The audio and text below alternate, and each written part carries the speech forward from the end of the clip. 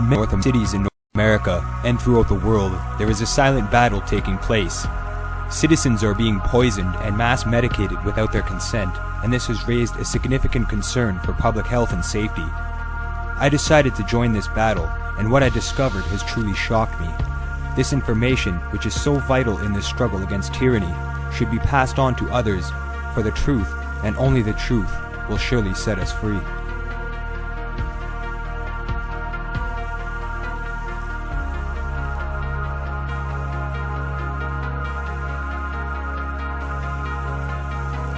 Why do they stick fluoride in our water when fluoride is the main ingredient of Prozac? No, I don't think so, but it can be a carcinogen. Let's see, it was the Nazis that first put Prozac in the water, or I should say fluoride. Fluoride is 90% of Prozac. Mandrake, have you never wondered why I drink only distilled water or rainwater and only pure grain alcohol? Well, it did occur to me, Jack, yes. Have you ever heard of a thing called fluoridation? Fluoridation of water? Yes, I have heard of that, Jack, yes. Well, do you know what it is? No. Do you realize that fluoridation is the most monstrously conceived and dangerous communist plot we have ever had to face? This, you see, amounts to public murder on a grand scale. It is a public crime, it would be, to put fluoride in the drinking water of people. Brush with New Q toothpaste. New Q helps toughen your teeth. Toughens teeth by strengthening tooth enamel with stannous fluoride. Stannous fluoride, the same kind of fluoride, recognized by many American dentists as helpful in reducing new cavities. And Q helps fight new cavities with a fresh new taste, a taste designed to tempt your whole family into brushing more.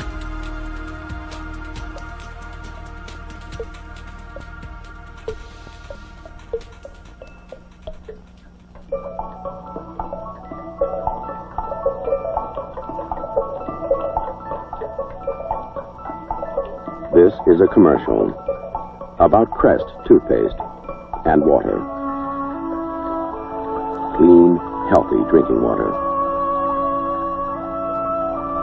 Water has a lot in common with Crest. One of the minerals some drinking water can pick up on its way to you is fluoride. Fluoride is what makes Crest so good at fighting cavities. Fluoride can actually make tooth enamel healthier, tougher, more resistant to cavities. People who have fluoride in their drinking water usually have very healthy teeth. So do Crest users. But if you have fluoridated water, do you need Crest?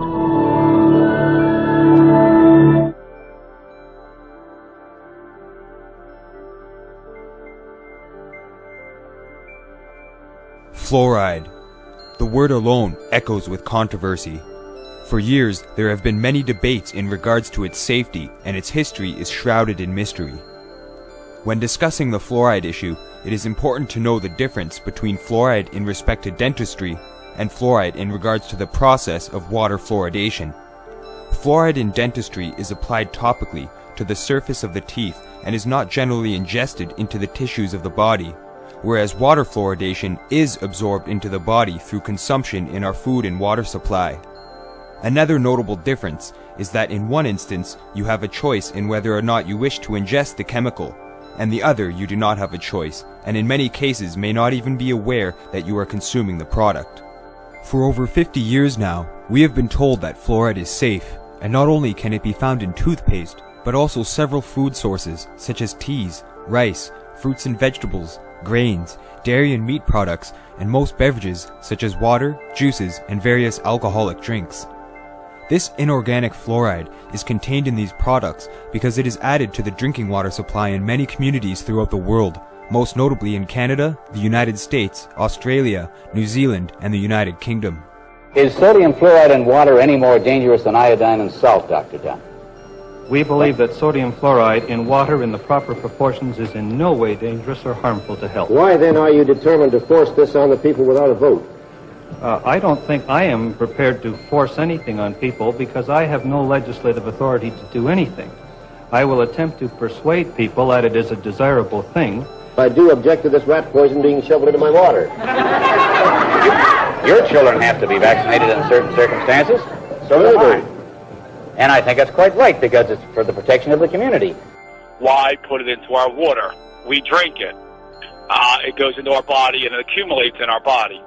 Drinking fluoride is the equivalent of drinking suntan lotion to prevent from getting a sunburn. I don't understand. If I could get one person in your audience to look up fluoride and to stop using fluoride, I'll be happy. If I could get you to investigate and look into fluoride and what it does and the effects of it, I would be ecstatic. I don't think I can make you ecstatic. I mean, I just don't think. I mean, good God, man, the world is on fire. You want me to stop and look why we're putting fluoride in our drinking water? Yeah, I'll drink buckets of fluoride, man. Say that again? You can put a straw in a bucket of fluoride. I'll be a happy little sippy cup all day if that's the worst thing we got going for us.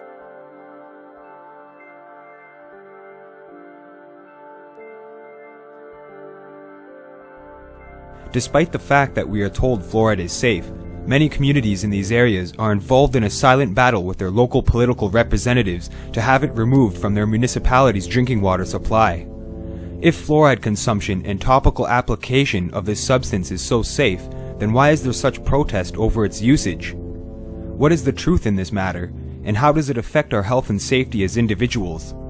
I wanted to find out the answers to these questions, and had the opportunity to speak with one of Canada's top experts on water fluoridation, Peter Van Collard. My name is Peter Van Collard. I'm the director of the Environmental Training Institute and the vice president of the Canadians Opposed to Fluoridation organization situated in Canada. I've been training water and wastewater operators in the environmental sciences for approximately 33 years. And the fluoridation issue for me came to light 10 years ago when one of my students said to me that I was really washed up with regard to the current information about fluoridation. I said to him, tell me what your evidence is, show me what your evidence is, and I'm willing to listen. He produced 4 videotapes for me, and when he produced the 4 videotapes, what happened was that I went back to my hotel room and stayed up that night before the next class the following day, and from that point on, in 2004, I've been fighting to get fluoridation ceased in the country and in my municipality and other municipalities in the province of Ontario, and I won't stop until I finish doing it for the entire country of Canada. Next up, we have Peter Van Collard. I hope I've said that correctly. From the Environmental Training Institute. Sir, are you in the audience? Come on down if you would. Give us your name, and we don't have your address on file that I can see, so would you state that as well, please, sir? Mr. Chairman, Mayor, Council, Committee. My name is Peter Van Collard. I'm the director of the Environmental Training Institute. I've been training water and wastewater operators in Ontario for 3 decades. I'm responsible for not only the training, but their certification, licensing, etc. And I have trained many operators, some of whom are in this room, which I was delighted to see. I've also been in service to the city of Brantford. The water staff and the wastewater treatment staff are my students, and I have to compliment you at this venture that you have some of the brightest and best people I know of in the business, and take an accolade for that because they truly do outstanding work.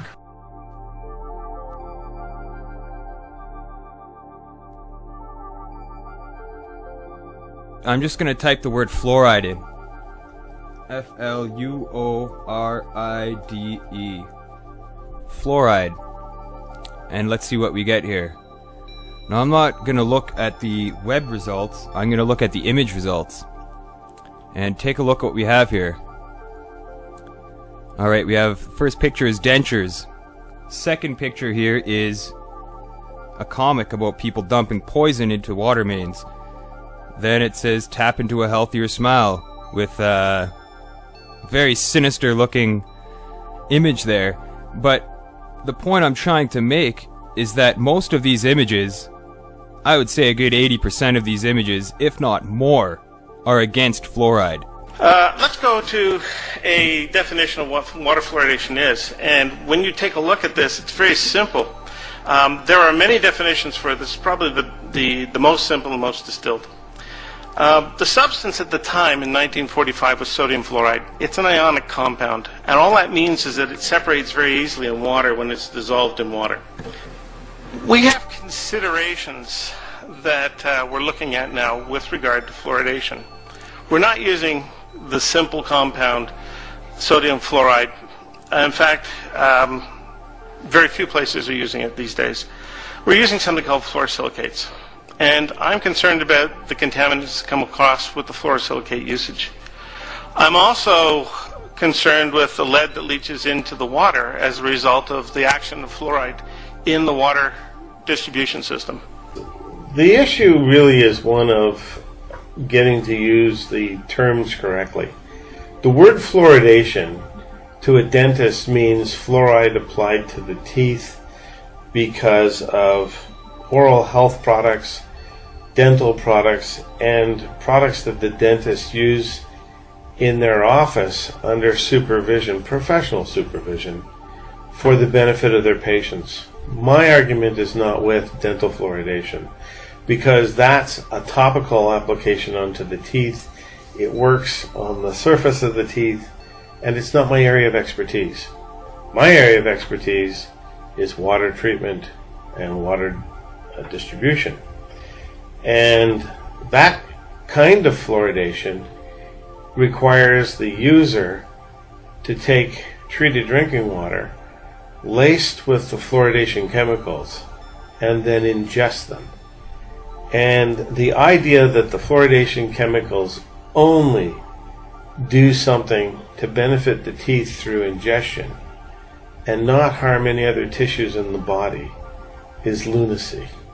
Fact remains that 98% of our population suffers adversely from dental ill effects, and it seems to me only reasonable to try and do something to prevent this horrible increase in Why don't tooth you decay. advise that they clean their teeth? Well, we've done that until our heads are flat, hitting them against brick walls.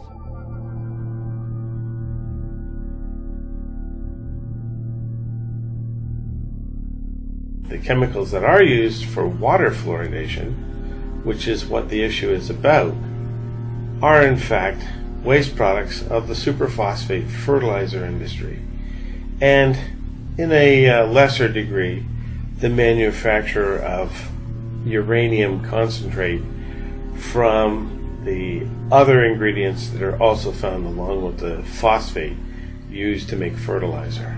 Well, this contaminant material came from Florida. So essentially what we're doing is we're exporting Central Florida's waste product and distributing it equally all over North America where we have fluoridating communities.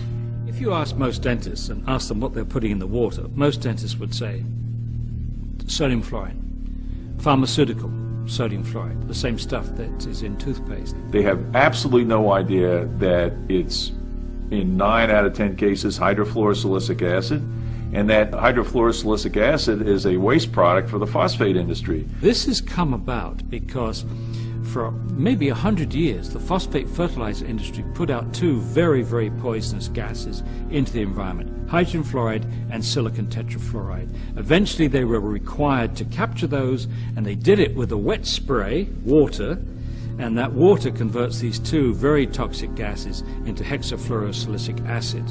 And it's this scrubbing liquor, which is about 25% strong, is put into tanker trucks, driven around the country, and added to our drinking water. If this stuff goes out the stack, it's an air pollutant. If it goes directly into the water supply, if they would take that scrubber liquor and dump it into the local river, it's a water pollutant. But if they put it into a tank wagon and sell it to somebody, a water authority, like magic, it's not a pollutant, and they can take that then to your drinking water supply and not discharge it into your river. They discharge it directly into your drinking water supply, slowly bleed it in, and as magic, it's no longer a toxic pollutant. It's now what's called a product. The hydrofluosilicic acid which is used in 94-95% of the fluoridation schemes in North America, is a liquid that is a byproduct of the phosphate fertilizer manufacturing process. Now, that acid is then transferred to cooling ponds. And if anybody was to Google the central part of Florida around the city of Bartow, you will see large excavations in the ground and large phosphate fertilizer factories for an area, approximately 25 miles by 25 miles in size, perhaps even larger. These plants and facilities are the largest supply of phosphate fertilizer for the agribusiness industry. And the byproduct is this hydrofluosilicic acid. But the little dirty secret is that it also contains all of the other contaminants that were in the ore when the ore was originally roasted to extract the phosphate. And those other contaminants are a plethora of heavy metals, primarily arsenic, lead, cadmium, small amounts of radioactive substances called radionuclides, polonium-210, uranium, and a smattering of other heavy chemicals. Now, these substances are not discreetly removed when hydrofluosilicic acid is pumped from these cooling ponds into tanker trucks and magically distributed throughout North America and delivered to water treatment plants as fluoridating chemicals. These chemicals carry with them small percentages of those contaminants, and measured on a pound for pound basis, I've calculated from one certificate of analysis that a tanker truck full of hydrofluosilicic acid is delivering to a water supply an additional 8 pounds of lead that would otherwise not be in the treated drinking water. This is all introduced into the water supply, and it's dribbled in at amounts that essentially produce anywhere from 180 to 250,000 times dilution factor. Now, to most people, they would think, oh, well, that's a very tiny amount. The problem is, those contaminating substances, although they do not often exceed the limits allowed for those substances in drinking water, once they've been diluted into the drinking water, were not substances that were in the drinking water at the levels that are now in the drinking water once the hydrofluosilicic acid is added. So populations needlessly get exposed to higher levels of things that we do know are carcinogens. We don't have any acceptable level of allowance for poisons like arsenic and lead because of their known deleterious effects. Yet, when it's diluted into the hydrofluosilicic acid, somehow it magically is just glossed over as being insignificant because of a 250,000 time dilution factor. I'll give you an example of what this would be like. If I was to take the 8 pounds of lead that I found in a tanker truck out of the hydrofluosilicic acid, stand on top of a water tower in any city with a valid drinking water operations license to put chemicals into the drinking water, and ask the media to film me putting 8 pounds of lead into the water supply, I'm sure a sharpshooter somewhere would pick me off before I ever got a chance to pour it in. The water in Amesbury is supposed to have fluoride in it, but Rob Damaris has been concerned for years about what's in the supply he gets from China. The residue you see here is what won't dissolve when he puts the fluoride powder in the water. What is that? We don't know. You have no idea what's in there? I don't know what it is. It's not soluble. And it doesn't appear to be sodium fluoride, so we're not quite sure what it is. Damaris says the residue clogs his machines and makes it difficult to get a consistent mix. For almost a year, these fluoride pumps in Amesbury have been off, And the water department says they'll stay off until they can figure out what's in the fluoride. The Department of Public Health says more than 650,000 customers in 44 communities are getting the product in question, and only Amesbury has temporarily stopped using it. But despite those concerns, we want to be clear. Both state and federal health officials tell Team 5 Investigates Chinese fluoride is safe. The New York company which supplies the fluoride in question says it is certified by the National Sanitation Foundation, which assures the quality of the product. And despite 1,000 complaints, the Centers for Disease Control also says it's safe, although testing continues to determine the precise composition of the residue. They should test it to make sure that what they're putting in is safe for us to drink. Paul Stewart lives in Newburyport and believes he has a right to know exactly what's in his water. On the same day that I read the story about the fluoride coming from China, I also read stories about the melamine that was being contaminated in the milk products coming from China, that Abercrombie & Fitch actually pulled some of their jewelry off the shelves because it was contaminated with cadmium coming from China. And then we had another story about more lead in kids' toys coming from China. Since 2007, most of the sodium fluoride has also been imported from China because it's the least expensive on the market. I don't think that when it comes to something that I ingest every day, the lowest bidder is good enough. I'd like to be able to add it in, worry-free.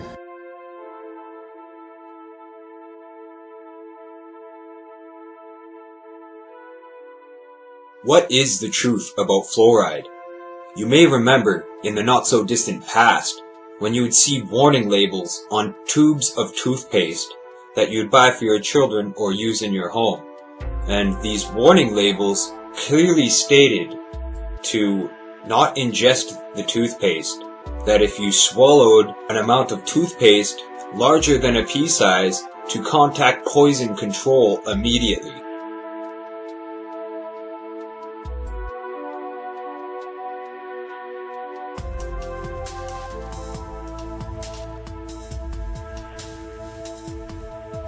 Fluoride is safe and effective, and it's one of the most inexpensive ways to really cut down on dental decay. So there's two ways you can typically get fluoride then. One, a supplement that you take systemically, which gets into the body, and you can get into the teeth as they're growing and maturing to make it nice and strong and resistant to decay. As they're growing and maturing to make it nice and strong and resistant to decay. Here's a brand new box of Crest toothpaste. It says fights cavity, medicinal ingredients, sodium fluoride. Non-medicinal ingredients are sorbitol, water, hydrated silica, sodium, and a bunch of other chemicals in there. But that's it. It says do not swallow. Children under 6 years of age should use only a pea-sized amount and be supervised while brushing. And obviously it's got the Dental Association seal of approval on there saying that it's safe. Crest contains sodium fluoride, which is, in our opinion, an effective decay preventive agent and is of significant value when used in a conscientiously applied program of oral hygiene and regular professional care. So you have the Canadian Dental Association's approval right on there. There is no warning on here at all saying that it's poison or to contact poison control if swallowed. There's the dental seal of approval on there and the ingredients at the bottom. It's interesting to note that before they said that fluoride do not swallow, harmful, contact poison control, as we've seen on the older labels. Now they're not doing it. Why is that? Is fluoride suddenly not toxic? What's the truth about fluoride? Is it really harmful for people? And if so, why is it being put in our drinking water? Here's some Crest children's toothpaste right here, and it says right on the label that it's anti-cavity fluoride toothpaste. It says right on there. But on the back, there's no poison control, there's no warning not to ingest it, and they also flavor the toothpaste so that it tastes like bubblegum or like fruit or like juice, so that it's more tempting for the child to actually swallow the toothpaste. There is no warning label or anything like that. Hi, Dad. I heard. He had 2 cavities. It's time for ACT. ACT Fluoride Rinse can cut cavities 40% more than brushing alone, because ACT gets to surfaces a brush can miss. ACT now to reduce cavities 40%. When should I start using fluoride? toothpaste with my child. Okay, well, first of all, congratulations on your beautiful baby. Thank you. When a child's teeth first erupt from the gum, just clean them with a wet washcloth. Okay? When they get to be about 1, get a toothbrush, just use water.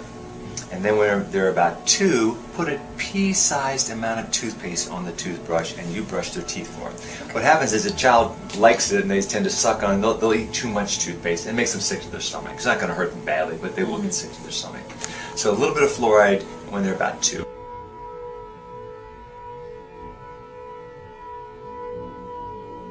A responsible consulting organization reports this study by a competent medical specialist and his staff on the effects of smoking Chesterfields.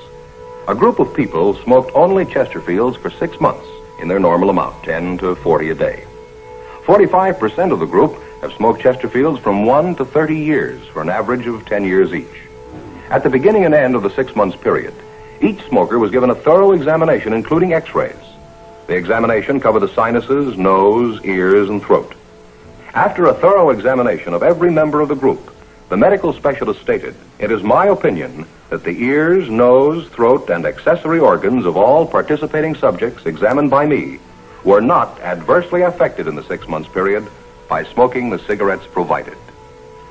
Remember this report and buy Chesterfields, regular or king size. Premium quality Chesterfield, much milder.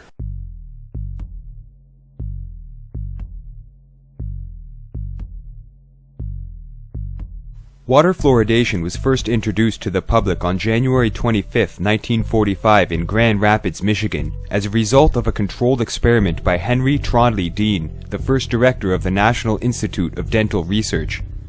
This controlled experiment was an investigation to see if water fluoridation aided in the prevention of tooth decay. Prior to the water fluoridation experiment, and providing the supposed influence of the Grand Rapids study, was the research of a mysterious dentist, Frederick Mackay, and the father of operative dentistry, Green Vardaman Black. In the early 1900s, a then unknown phenomenon was occurring called Colorado brown stain, which was now referred to as dental fluorosis. With the help of other researchers, the two dentists discovered that fluoride was the contributing factor to their mottled teeth, and determined that it also prevented cavities. Based upon these early studies and understandings, Henry Dean wished to demonstrate that by adding fluoride to a community's drinking water supply, it would make the local dentist's jobs easier by reducing the amount of cavities. Fluoridation became an official health policy by the U.S. Public Health Service in 1951. Many people believe that water fluoridation was first introduced in the Russian gulags of Siberia and then later adapted into the Nazi concentration camps to make the prisoners more docile and acceptable to the conditions there. In other words, to make them more easily controllable and also causing sterility in women and lowering the IQ of the prisoners. Evidence for these claims is hard to find, as it seems the only source to this claim dates back to the book The Crimes and Punishment of I.G. Farben by Joseph Borkin. Despite this claim, there is apparently no evidence or documentation of this. However, there are some very curious links in regards to the early days of water fluoridation and its pioneers. These links could provide the keys to unlocking a massive conspiracy and clear and intentional violations of human rights on a massive scale. Henry Trondle Dean, the pioneering investigator of water fluoridation, served with the United States Army during World War I until 1919, when he returned home to continue his private practice in dentistry. In 1921, Dean entered the United States Public Health Service and worked in U.S. Marine hospitals until he was placed in charge of dental research at the National Institute of Health. In 1945, he became director, and following World War II, he directed epidemiologic studies for the German Army. When the Natural Institute for Dental Research was established in 1948, he was given the director position, which he held until his retirement in 1953, where he soon joined the notorious American Dental Association and its secretary of the Council on Dental Research. Another curious figure is Dr. William Lorne Hutton, known as a pioneer in diphtheria control and responsible for adding fluoride to the drinking water in Canada shortly after it was introduced in the USA on June 20th, 1945. During World War I, Hutton served overseas with the Royal Canadian Regiment as a medical officer until he was wounded on October 1st, 1916. Hutton became the head medical officer of health in the city of Brantford, the first Canadian city to fluoridate their water. For the first 3 months, they did not even notify the public. Dr. Hutton was also the president of the Eugenics Society of Canada between 1930 and 1938, during which time he became the head medical officer in Brampton in 1937. Hutton was the author of many papers on the subjects of public health and eugenics, a very curious combination of subject matter. The Eugenics Society of Canada was formed in November 1930 in Toronto, Ontario, and was influenced by the Eugenics Society of Great Britain as well as the American Eugenics Society. The group was headed by A.R. Kaufman, founder of the Kitchener-based Kaufman Rubber Company, and nicknamed Canada's Mr. Birth Control because of his involvement in various sterilization programs and the eugenics movement. In honor of Kaufman, a public school and YMCA family center in Kitchener have been named after him. In 1932, Dr. Hutton became the Eugenics Society's president. Addressing the third annual convention of the Eugenics Society, Hutton declared that the falling birth rate among intelligent people of the Anglo-Saxon race was a racial and economic disaster because those who strive the most are just the ones who hesitate to have children. He also warned that the population of mental deficients is growing far more rapidly than is the general population. After the initial experiments for water fluoridation in 1945, further research was done to determine the appropriate levels of fluoride to add to the water supply. It was during this time that a well-known toxicologist named Harold Hodge became involved in severe violations of human rights while being rewarded for his services. He was also actively involved in the promotion of the water fluoridation agenda, despite the negative press it was receiving because of its link to being a main ingredient in rat poison. Dr. Harold Hodge, a distinguished toxicologist on the Rochester team, has carefully investigated the safety of fluoridation. Well, to put it very simply, fluoride is safe at 1 part per million. This brings us back to the fundamental point. Fluoride is safe, and I think I can say in conclusion that there is no health hazard that justifies postponing water fluoridation.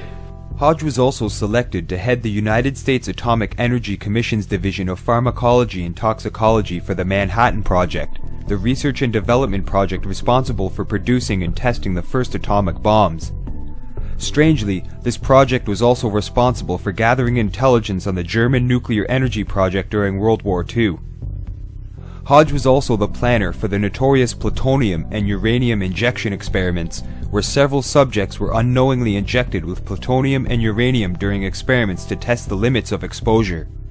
Despite the fact that this later created an uproar and the US government had to pay the victims' families $400,000 each, Hodge became the president for the International Association for Dental Research in 1947, the first president of the Society of Toxicology in 1960, president for the American Society for Pharmacology and Experimental Therapeutics between 1966 and 1967, and the president of the Association of the Medical School Pharmacologists from 1968 to 1970.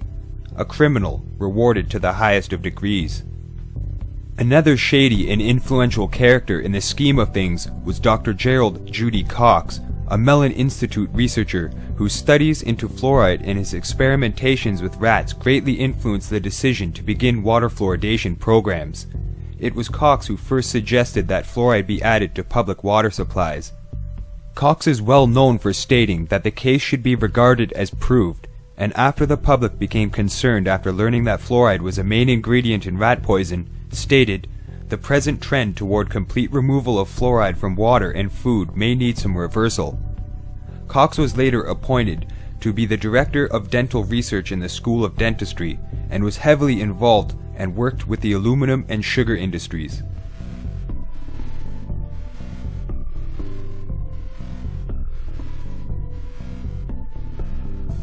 The largest fluoridated population on the planet is the United States.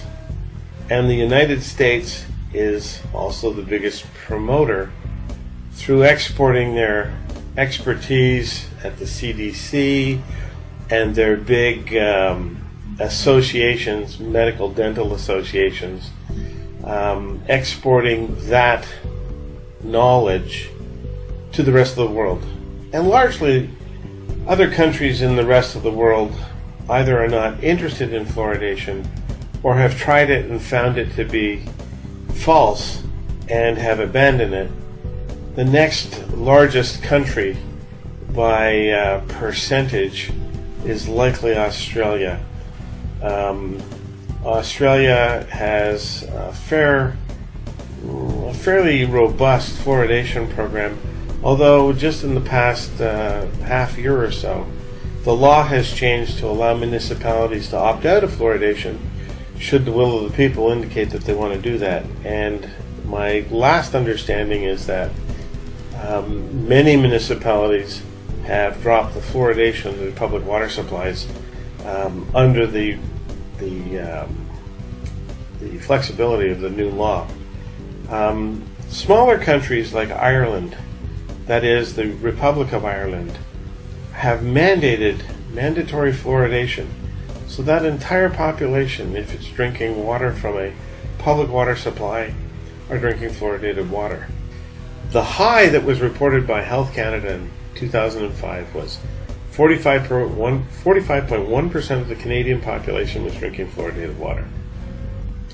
And the reality in 2013, as I sit here and speak to you, is that it's now down 28%, down to 32.5% of Canadians are drinking fluoridated water.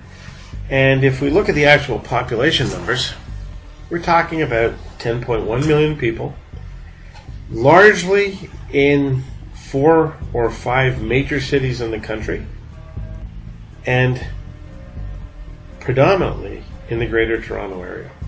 That pretty much encompasses about 6.5, 7 million people of the 10.1 in Canada. So the rest of the people that are drinking fluoridated water are predominantly in the cities of Winnipeg, Ottawa, London, Halifax, Edmonton, but not cities like Calgary, Montreal, Vancouver. These cities are progressive, and they have either never had fluoridation or they have ceased. We have been fluoridating our water in Tennessee for more than 50 years, but never before has there been more talk than that fluoridating our water might be a bad idea and a health risk. Tonight, Dennis Ferrier has the latest developments on a story that impacts all of us.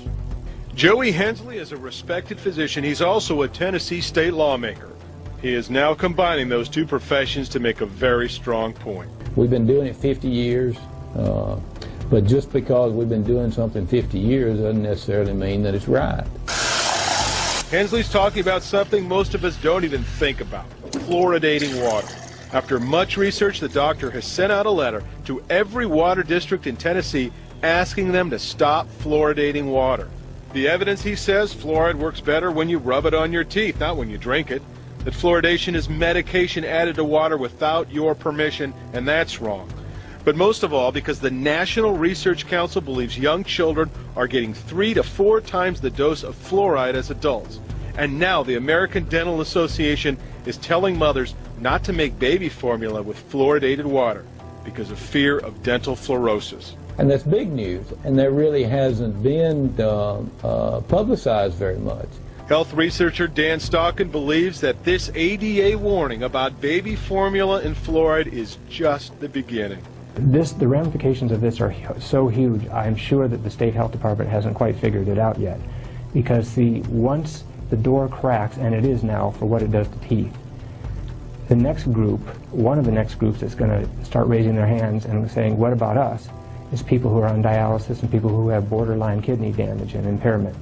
Then there's all the people that have hypothyroidism. Scientists like Nobel Prize winner Arvid Carlson and a large group of EPA scientists have called for the banning of fluoride because we don't know how much we're ingesting, so we don't know if we're being poisoned. There are so many potential legal things about to happen that as a taxpayer, I think it would be really, really smart for the water districts and the Metro Nashville. Look, if people want fluoride, let them use fluoridated toothpaste and spit it out, but don't go poisoning everyone. Don't continue this after everyone knows all this information now just because it's not convenient.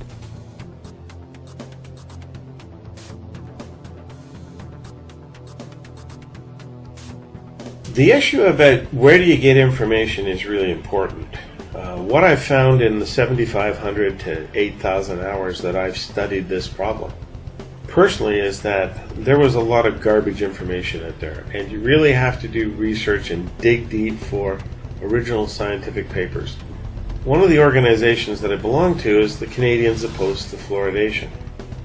And COF, as it's called, is a national organization with a scientific body attached to it as an advisory board to vet the scientific material so that we can categorically state we've got the best pieces of evidence to prove our case. Isn't it a fact that every reputable medical and dental organization in North America favors fluoridation of water? That's a loaded question. Why don't you ask him? I am asking. Isn't it a fact? Isn't that a fact, Doctor, that every medical and dental association in North America is in favor of fluoridation of water? That is a fact, and I think you might also I add the World Health Organization itself. Are there any proven cases where fluoridation has had an injurious effect on the health of people? There are certain individuals who attempt to make certain claims which have never been supported by any reputable scientific organization on this country. The original evidence that was produced to show effectiveness at preventing dental decay through the use of ingesting fluoride compounds was seriously flawed. Additionally, we have found that the original source data was flawed from the beginning, which means the decision to do so, to fluoridate, was also based in a flawed piece of science. And more importantly, it's been proven invalid. Dr. Sutton, Philip Sutton, was a pioneer in deconstructing the statistics of the day back in the late 50s and the early 60s to prove the statistical flaws in the methodology that was used, so that the conclusions that were drawn at that time were not relevant to the purported claims. In the 1970s, Rudolf Ziegelbecker from Europe was the man who did a huge amount of work.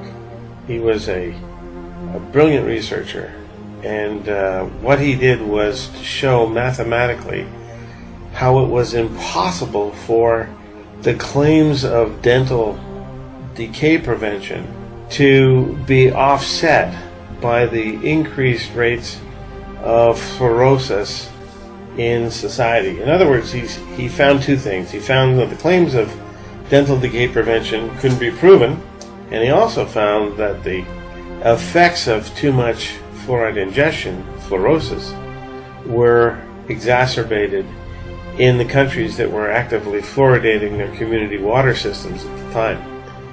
I must comment that Dr. Ziegelbecker did pioneering work, and before his death, he was a very effectual man at getting many of the European countries to abandon or ban water fluoridation as a public health practice.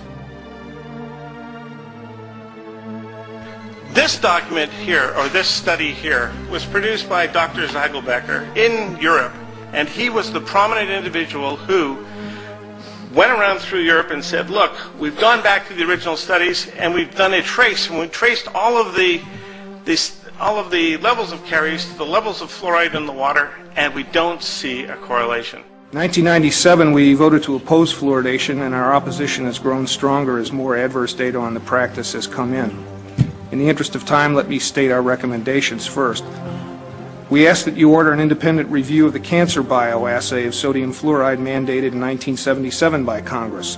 Evidence for carcinogenicity in that assay was systematically downgraded by a special executive branch commission appointed and run by the very agencies that Congress did not trust to run the bioassay in the first place. That action saved fluoridation temporarily. We ask that you order chronic toxicity studies on the two waste products that are now used in 90% of fluoridation programs. EPA says there are at present no chronic toxicity data on them, and we ask that you order EPA set an MCL for fluoride that's truly protective of all American citizens, infants and adults alike, because the current one does not, in violation of the Safe Drinking Water Act. We ask that you order epidemiology studies using dental fluorosis as an index of exposure to determine the extent of other toxic effects, especially effects on the brain and bone in the population that are attributable to fluoride. The American people, and especially our children, are getting way too much fluoride. 2/3 of children living in fluoridated communities have dental fluorosis in at least one tooth. Dental fluorosis is the visible manifestation of toxic overexposure to fluoride during their developmental years. The initial findings of the cancer bioassay were for clear evidence of carcinogenicity, and that is consistent with several epidemiology and many mutagenesis studies. The protected pollutant status that fluoride enjoys within EPA and other federal establishments is remarkable, as the charts over here show. And leading dental researchers are changing their views on the safety and efficacy of fluoridation. Doctors John Calhoun and Hardy Lineback, both former spokespersons for fluoridation, have published recantations of their former position. In Toronto, there's a guy called Lineback, who was one of the greatest supporters of fluoride in the water. He's the head of dentistry at Toronto University. He's come out now and said, for God's sake, don't have it, don't have it. And as he was saying, they've had it in the water for years, decades in Toronto. They don't have it in the water in Vancouver. There are fewer cavities by a mile per head of population in Vancouver than there are in Toronto. Hey, it's good for teeth.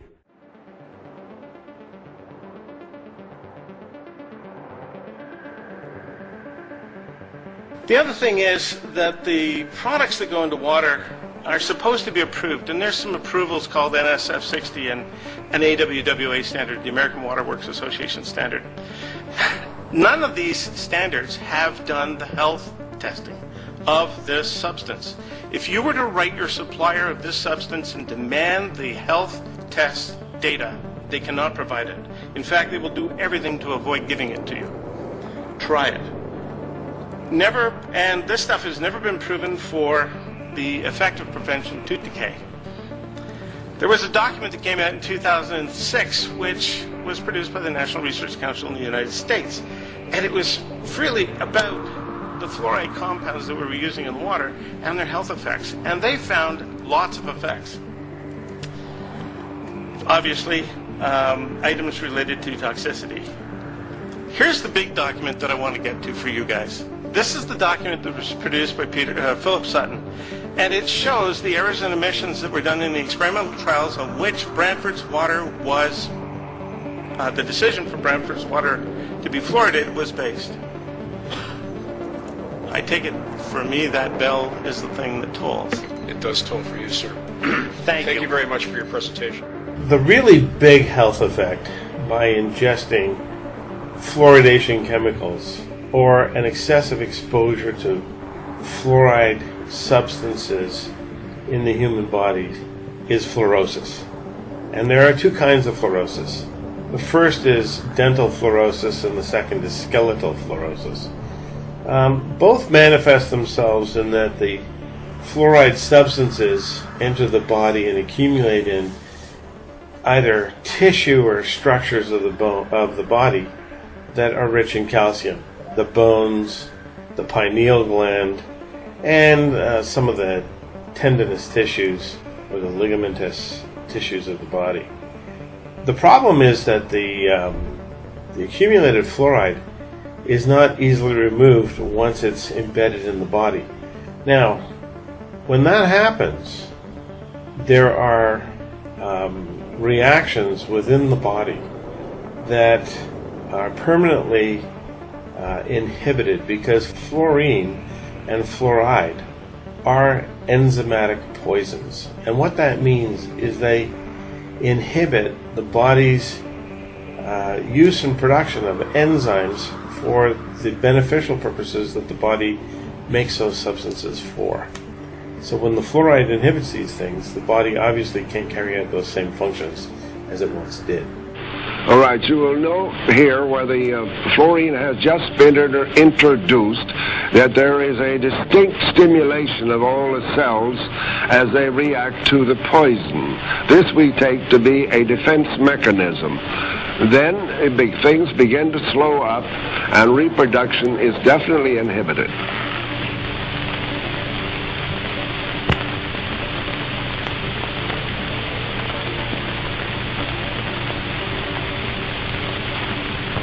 Here we have another demonstration of the destruction of cells by perfusion of 1 part in 30 million. Notice the swelling of the mitochondria in the body of the cells. Notice the compaction of the material in the center or vital spot, which we call the nucleus of the cells. That too is evidence of injury. Note the swelling of the membranes around the cells. This makes it impossible for them to absorb foodstuff. Note they're shriveling up now. There are no cells dividing. All is becoming still. Most of the cells are dead or dying. This demonstrates the toxicity of this material. In summary, I wish to make it very clear again that this film, which you have just seen, is a graphic record of what we and Drs. Berry and Trillwood have seen in our cultures when they were perfused with dilute solutions of sodium fluoride. This film itself is presented here only to show that mammalian cells in tissue cultures can be and are damaged by fluorides, and some even killed when their contact with sodium fluoride is in the concentration of 1 part in 30 million. And we do have photographic records showing almost the same thing in 1 part in 60 million. Poisonous sodium fluoride in these concentrations may not be toxic enough to kill the cells or to destroy an organ or possibly the individual himself. Nevertheless, in human bodies, such poisons are subtle, insidious, and if prolonged over months and years, as in this case where fluoridated water is being used, chronic disorders and upsets of function in 1 or more of the vital organs may ensue. Another brilliant person, Declan Waugh, has produced a thick volume, well over a couple of 100 pages, of the incidences of chronic diseases, comparing Southern Ireland, Northern Ireland, which is not fluoridated, and he has found overwhelming evidence that in at least 20 different chronic diseases that people face, that the rates in Southern Ireland, where it's heavily fluoridated, are much greater, in fact up to 450 times greater than they are in Northern Ireland for the same kinds of chronic illness. Clinical medical studies had shown that a percentage of the population are intolerant to fluoride, and it could be anything between 1 and 5% of the population, so anything between 46,000 and 200,000 people in Ireland may be intolerant to fluoride. And the way that this may express itself with them is neurological problems, cardiovascular problems, dermatological problems, and there were the 3 main areas that have been found in studies in the United States, and backed up recently by the only study that was ever done in Europe that I only found recently in Finland before and after they stopped fluoridating in 1991. Remarkably, they found the same thing, that a percentage of the population are intolerant to fluoride, and after 3 months after they stopped fluoridating in that city, there was a 13% improvement in general health among the population in 3 months.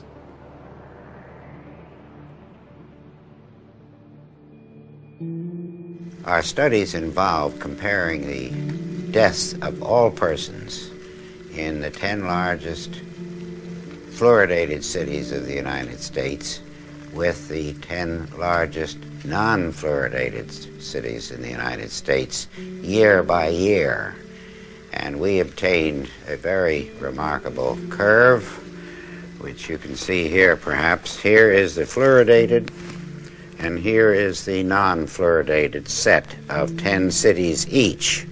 Here's where the fluoridation started, and before this time, both sets of cities were identical. But no sooner had fluoridation started than this curve began to go up, the deaths began to increase, so that this effect occurs very promptly within 1, 2, or 5 years. Now this, sir, is conclusive evidence that fluor kills because of cancer. It is one of the most conclusive bits of scientific and biological evidence that I have come across in my 50 years in the field of cancer research.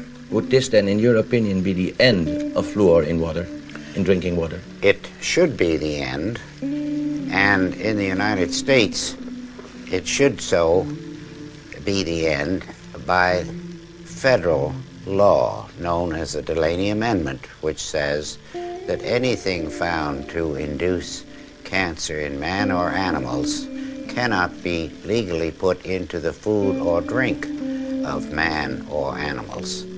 This, you see, amounts to public murder on a grand scale. It is a public crime, it would be, to put fluoride in the drinking water of people.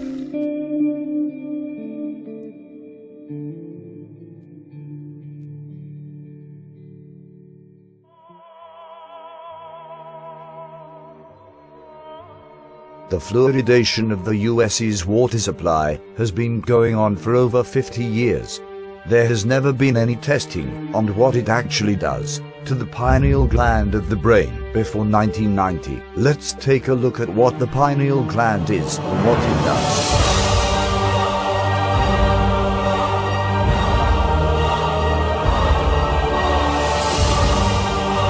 The pineal gland, also called the pineal body, epiphysis cerebri, epiphysis, or the third eye. It produces melatonin, a hormone that affects the modulation of wake, sleep patterns, and photoperiodic, or seasonal functions. It is and is located near to the center of the brain, between the two hemispheres, tucked in a groove where the two rounded thalamic bodies join. The pineal gland is reddish-gray, shaped like a tiny pine cone, and about the size of a pea, 8 millimeters in humans. It is often seen in plain skull X-rays, as it is often calcified. Calcification is typically due to intake of the fluoride found in water and toothpaste.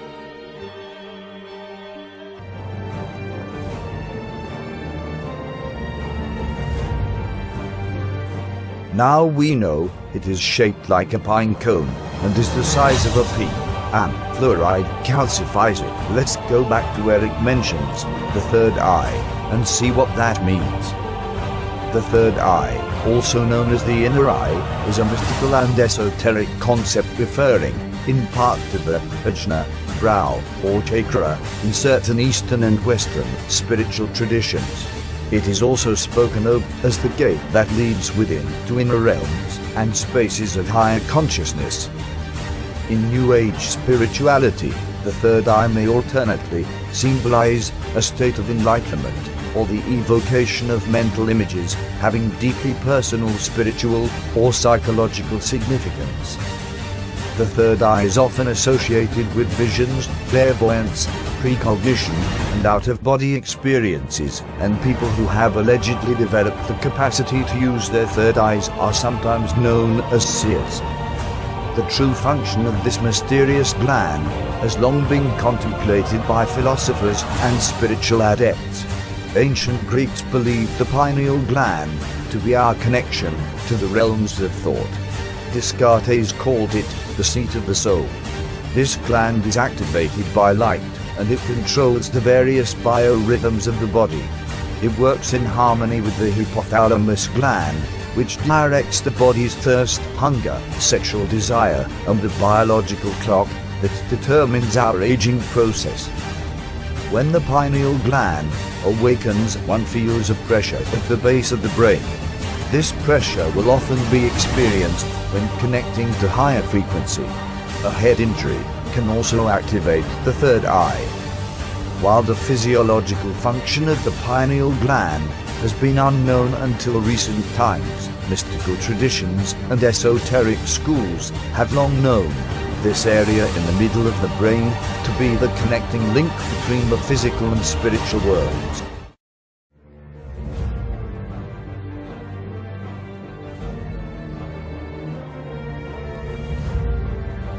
I used to think, just how far down the foxhole do I need to go to find out exactly what it is that is being hid and what is it they want from us, when all I had to do all along was to look in the other direction, behind my eyes, in the center of my brain, to see it. It all makes perfect sense now.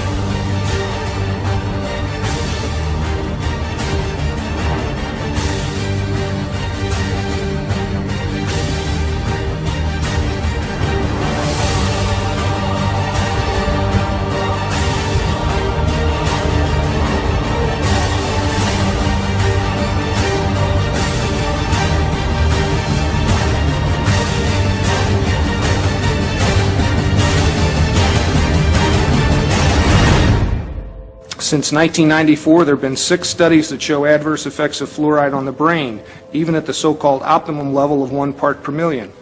The epidemiology studies that we recommend above should make a prime effort to look at brain effects, given the national concern over attention deficit and hyperactivity disorder and autism in our children. Let me explain my first concern, which remains my top concern. The level of fluoride in mother's milk, mother's breast milk, baby's first meal, is extremely low. It's 0.004 parts per million.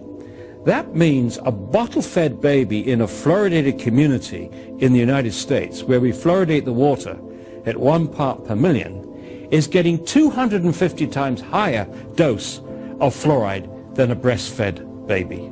And that is extremely disturbing. For the first half year of the baby's life, the fluoride can get into the brain. And this is not the time, in my view, and the view of many other scientists, that a baby should be exposed to fluoride at 250 times the level in mother's milk. Many pharmaceutical drugs, and most notably psychotropic and antidepressant medications, are known to contain high amounts of fluoride compounds. Some drugs, such as Prozac, are nearly entirely composed of the substance, and this has caused quite a stir because it is added to many communities' drinking water supply. Therefore, entire populations are being mass medicated without their consent, a clear and calculated human rights violation. Amounts of fluoride can also be found in anesthetics, steroids, anti-inflammatory agents, antibiotics, antacids, appetite suppressants, antihistamines, antifungal antibiotics, and many other medications. It is also found in Teflon and many other industrial products. Because of its use in behavioral modification, it is quite apparent that those in the industry are fully aware of its implications and yet still poison and medicate the water supply without our consent. On September 20th, 1991, the FDA held a hearing to address public concern about the ill effects of taking antidepressants and psychotropic medications. Many chilling stories were presented during this hearing. However, those chosen to sit on the panel to review these testimonies were largely members of the drug companies and pharmaceutical organizations, providing a clear and present conflict of interest. I'll ask the committee to vote on the following statement. There is credible evidence to support a conclusion that antidepressant drugs cause the emergence and/or intensification of suicidality and/or other violent behaviors. Those in favor of that statement vote yes. Those opposed to that statement, no. And Dr. Dunner has left a proxy which makes it unanimous of 10-0. Based upon what we have learned thus far, it seems quite obvious that there are significant health risks associated with fluoride consumption. It is also quite evident that fluoride intake has an effect on the brain, mental functions, and that children are targeted at a young age. It would seem this is done so that as the brain is developing, it has some sort of permanent effect on the child which over prolonged exposure and consumption can significantly influence their lives in negative ways. It is also curious that supporters of eugenics, military men, and factions of the government and health industry were the largest influence in pushing the water fluoridation agenda. It is almost as if they knew all along that ingestion of fluoride caused considerable health problems, and is quite likely that somewhere, hidden away in some forbidden archive, studies and experimentation were done behind closed doors and out of the public's eye. In 2013, Harvard University announced it had concluded a study funded by the National Institutes of Health that children in high fluoridated areas had significantly lower IQs than children in lesser fluoridated regions. Several other studies have also been conducted attributing many other psychological, neurological, and behavioral problems with fluoride consumption. Fluoridation chemicals not only have a negative impact on animals and human beings, but there are also considerable environmental risks as well.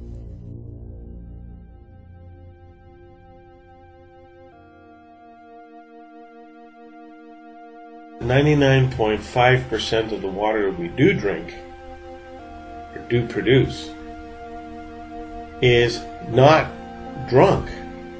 Only 0.5% of the water is actually ingested. And that means the cost of putting the hydrofluosilicic acid into the drinking water supply, 99.5% of that cost is wasted.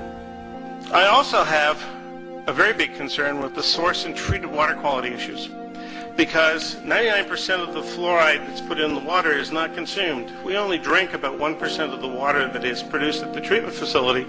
The rest goes down the pipe to the wastewater treatment facility and back into the receiving stream, which is the Grand River.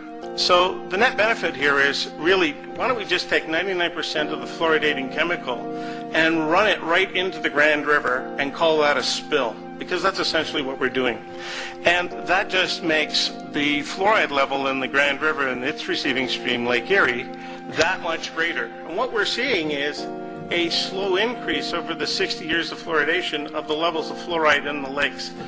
We already have a level that's double now in Lake Ontario than the National Water Quality Guideline for fluoride in that body of water. This is Thunder Bay did something last year. They were contemplating fluoridation. They had their plant chemists do a test, and their plant chemists came up with this statement. It's in the package, so I'm not going to deliberate on it. We have arsenic and lead in the fluorosilicates, and this is out of a treatment magazine from 2000, that the single largest source of arsenic that we're putting into the water, even though it's below levels, is attributed to fluoride addition.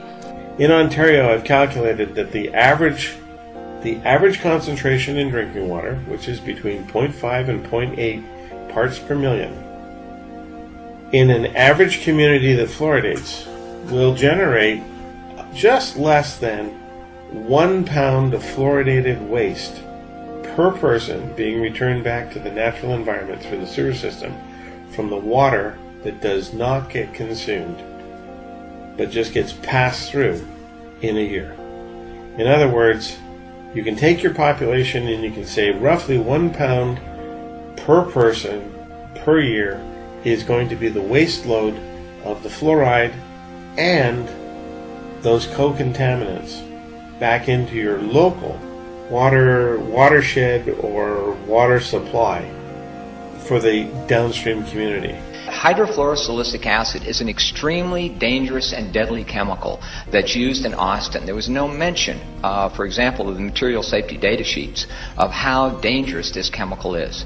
Number two is the fact that hydrofluosilicic acid is also one of the most dangerous chemicals transported in Austin if there were to be a serious accident and a breaching of the container on the highway or the city streets. And a lot of people don't know the hazards associated with a spill and a breaching of one of these tankers that goes right through the city of Austin and to the treatment plants. First tonight, hazmat crews from all across our area responded to a chemical leak this afternoon in Rock Island. The chemical was so strong that it was burning through the concrete there. News 8's Christy Mergenthal has the latest. It was just before 1 o'clock Thursday afternoon when hazmat crews were called to the Rock Island Water Treatment Plant for a chemical spill coming from this tanker truck. It's a corrosive agent that the water treatment plant uses, and there was an overflow that caused spillage out from the building onto this driveway behind me. As plant employees evacuated, crews began suiting up, working quickly to stop the leak that had begun eating through concrete. They stopped the leak using some earthen berms with dirt, sand, and some commercial boom equipment, and had it contained pretty much to this facility within a short amount of time. The chemical hydrofluosilicic acid is used to add fluoride to the plant's water. Although it poses a burn risk to skin, those living nearby were in no immediate danger. There's no inhalation hazard at all, so there was no need for us to evacuate any residents around the area. After several hours, crews were able to clean up the leak, allowing operations to return to normal. They had to cordon off the area, obviously, but as far as the treatment of the water and the amount of water being used by the public, there's no effect on that at all. In Rock Island, Christy Mergenthal, WQAD Quad Cities, News 8. Thank you, Christy. Investigators tonight still haven't given an official estimate on just how much of that chemical spilled out. Dennis, let's make sure we're clear on this. Fluoride, it is in tea, it's in coffee, it's in water, it's in bread, it's in toothpaste, but it's actually a poison, right? It sure is, and here's the quickest evidence. Go to your bathroom and pick up your toothpaste, and you'll see a warning that if a child swallows more than a pea-sized amount of toothpaste, call poison control.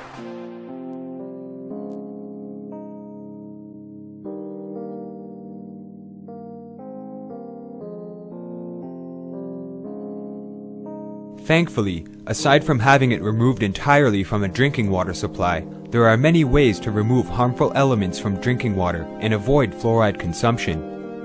Many companies are now offering fluoride-free toothpaste, and there are also several recipes online which explain how to make your own all-natural, organic fluoride-free toothpaste. There are also many devices which can be purchased that assist in removing contaminants from drinking water, such as reverse osmosis units and water distillers. All are quite effective in removing undesirable elements from your drinking water. This is a water distiller that we have in the middle here, which I'm pointing to. It's £150.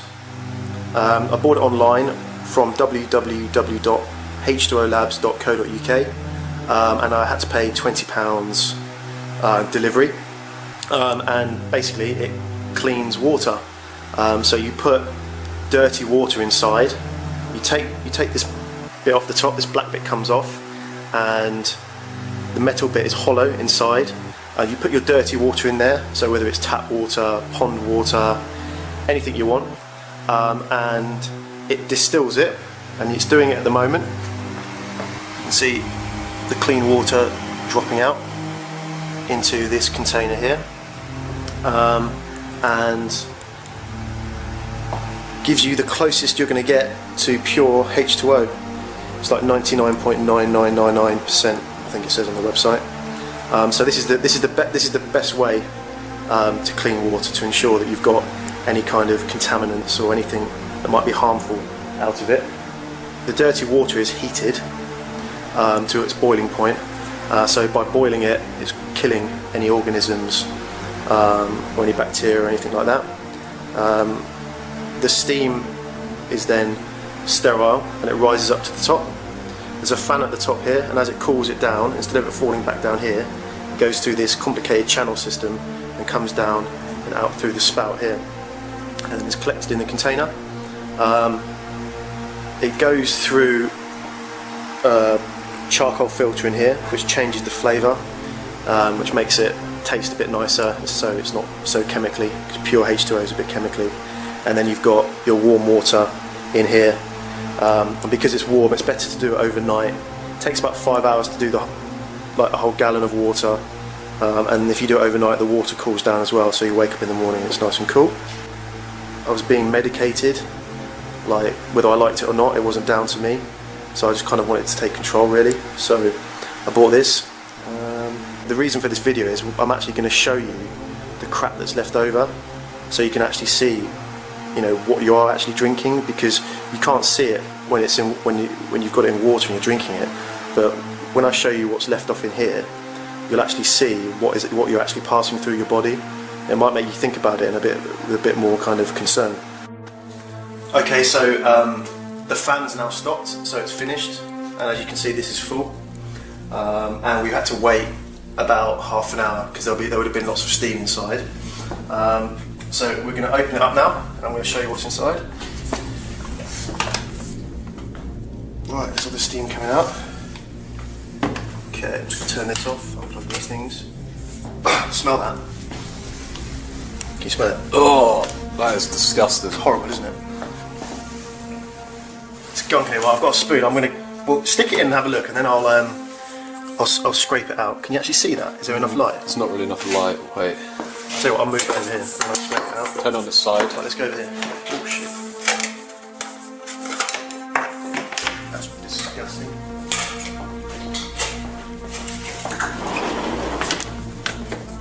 Right, that's there. Oh, look, can you see that?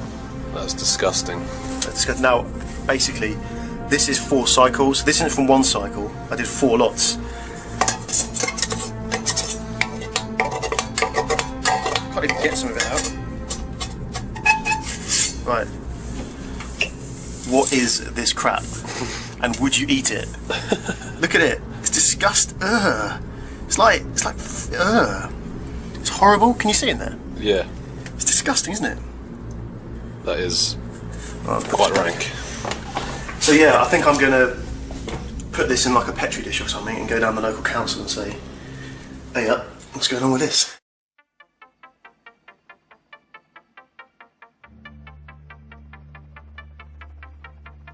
With the issue of fluoridation, the subject is so highly colored and biased by the proponents of fluoridation, mainly the medical dental lobby, spearheaded in Ontario by groups like the Medical Officer of Health and the Chief Medical Officer of Health for Ontario.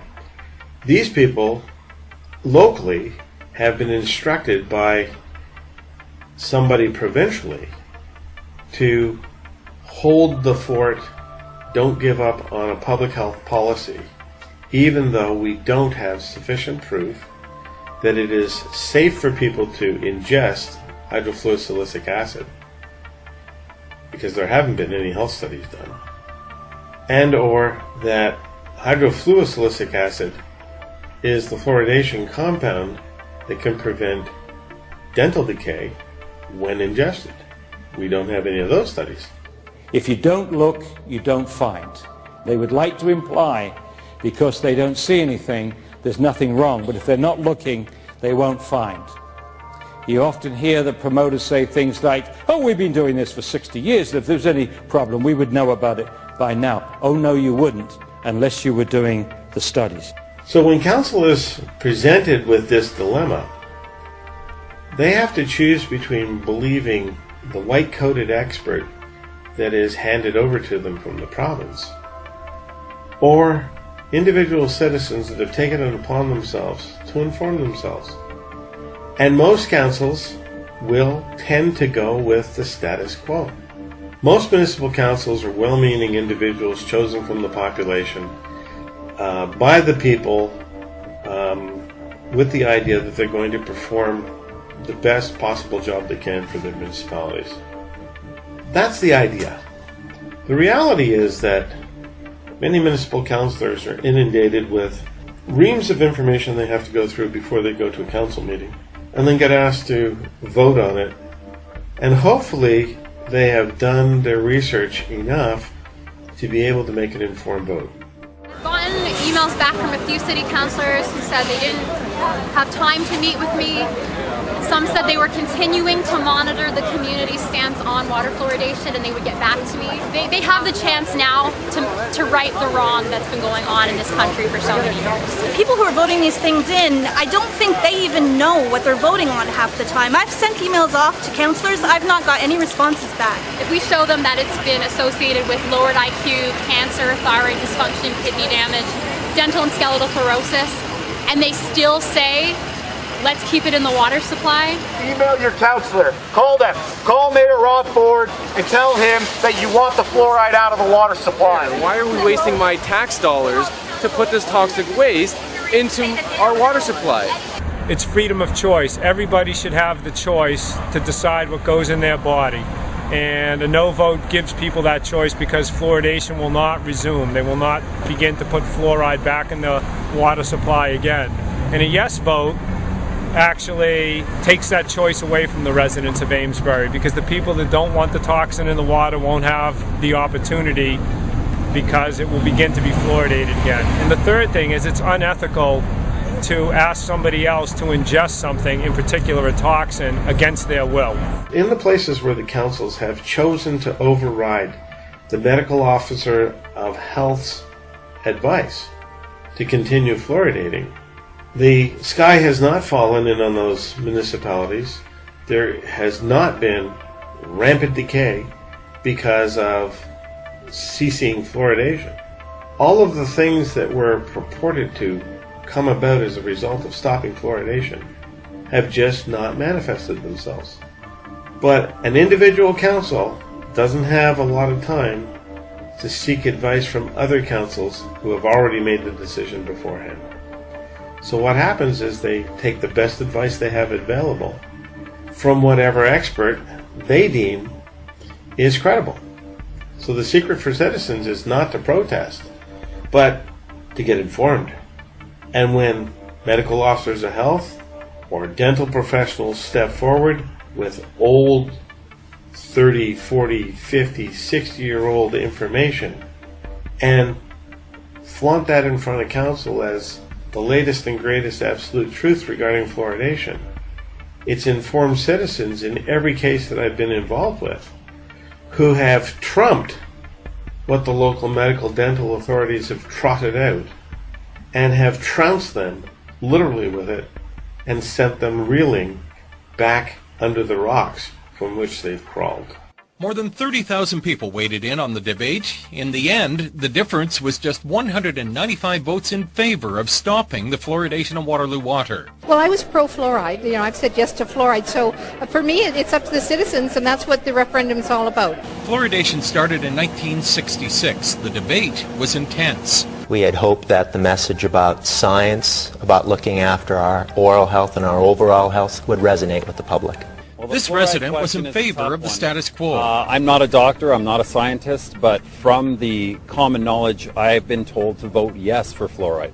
But this man who voted no was not convinced. I didn't hear too much talk about it with my coworkers or friends or family, which I thought was a bit surprising. The no side says the voters have made their wishes known. So even though it's a close vote, I think it speaks loudly to the wishes of the public. In advance of the vote, regional councillors who will ultimately approve the end of fluoridation made it clear they would honour the outcome. The next step appears to be clear.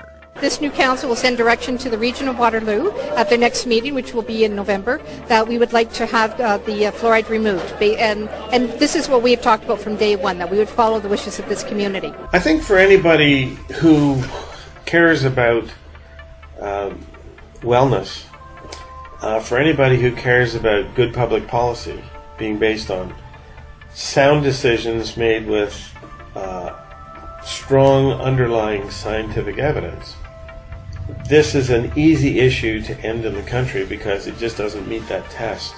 What it takes is Canadian politicians at the municipal level, because this is where the responsibility has landed, to grow a spine and actually be involved in an objective analysis of the information. You don't have to be a scientist, and it needn't scare you, because I think most politicians are very good at smelling out a lie or an untruth when it's presented to them. And because of that fact, it's very easy for seasoned politicians to know where the truth lies, but you got to give it a chance.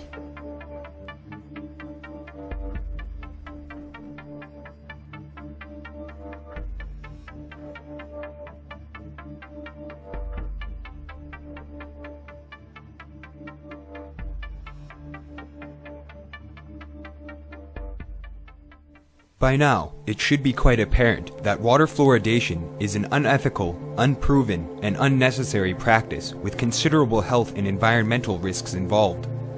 It does not assist in helping the teeth and is based from flawed science and outdated research.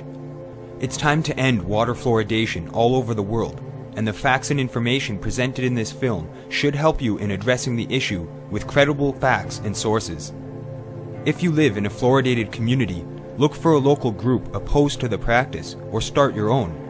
Email your local counselors or call your city's representatives and let them know you do not consent to being medicated and poisoned. The solution to this problem lies on a local level, and if we all work together to address this concern, it will just be a matter of time when water fluoridation is a thing of the past, read about in the history books by future generations. Let your voice be heard. Together, we can make a difference. If any individual wants to get involved in any local battle, they can also contact the Cough General Manager at our website, and we compile a list of active groups in various municipalities across the country, and we'll disseminate the name of concerned individuals who want to help out those local groups, so that citizens are not putting up multiple Facebook pages, they're not trying to create multiple user groups for the same effect, and then this way they can band together, not squander their resources, and get the best use out of the resources for the maximum effect, which is to stop this policy.